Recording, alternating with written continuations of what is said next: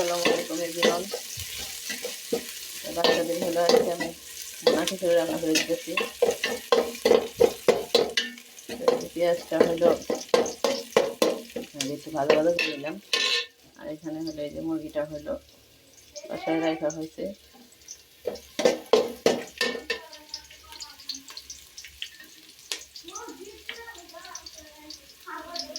তো এখানে আমি এখন ডাল দিয়ে দিব। ডাল চাল সব কিছু এক সূত্রে দেওয়া আছে, এই যে দিয়ে দিতেছি।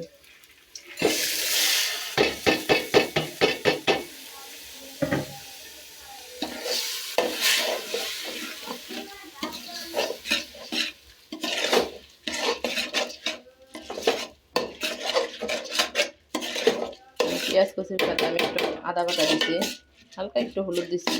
যে পরিমাণ দিই নাই বলে হয়, কারণ ওই আমি হলো মাংস কষানোর সময় অনেক মশলা দিছি, তো ওই মশলা দিয়ে হয়ে যাবে। তো আমি সব দিয়ে দিলাম। তো একটু লবণ দিয়ে দিব আমি এখন। লবণ দিয়ে হলে ভাজা ভাজা করে তারপর এখানে পানি দিয়ে তারপর মাংসটা আমি দিয়ে দিব। তো লবণ দিয়ে দিলাম, তাহলে পরে দিব আবার। পানির জগটা নিয়ে আসতে বাবা, গরম পানির জগটা। তো একটুখানি হালকা মশলা দিছি, বেশি মশলা দিইনি। তো আগেই বললাম যে এটার মধ্যে অনেক মশলা দেওয়া হয়েছে, তার জন্য আমি দিইনি। এটার মধ্যে আমি এলাচ দারচিনি কিচ্ছুই দিই না এখন। ওই মাংসের মধ্যে যা দেওয়া আছে ওইটাই হয়ে যাবে, তার জন্য আমি কিচ্ছু দিই না। এখন রাখো, এখানে রাখো, এখানে রাখো। তো এই যে দেখতে পাচ্ছেন গাইস, তো এই যে একটু ভাজা ভাজা হয়ে গেছে। এখানে আমি এখন মাংসটা দিব। ধরো এটা ধরো, মাংসটা দিয়ে তারপর পানি দিয়ে দিব। মাংসটা আমি দিয়ে দিই, দেখাই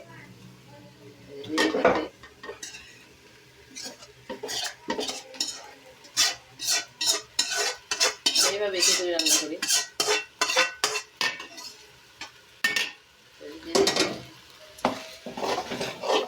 নাড়াচাড়া করি,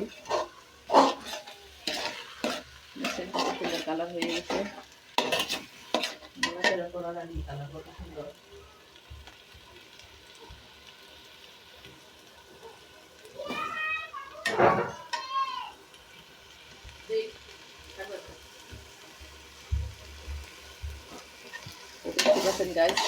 কালার হয়ে গেছে। তো এই যে পরিমাণ বেশি দিচ্ছি আমি।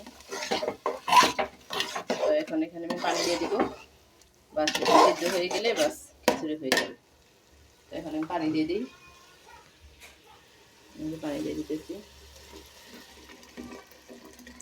অটলা পানি, এক ঢলা পানি বেশি করে দিব। চালটা সিদ্ধ হবে, ডালটা সিদ্ধ হবে, সব সিদ্ধ হবে, বেশি করে দিতেছি।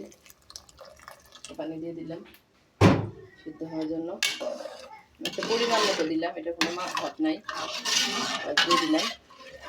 তো গাইস এটা সিদ্ধ হয়ে বাস হয়ে যাবে খিচুড়ি। এই যে কালারটা দেখছেন কত সুন্দর।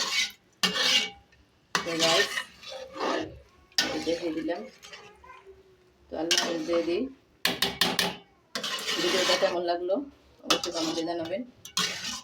আল্লাহ হাফেজ গাইস।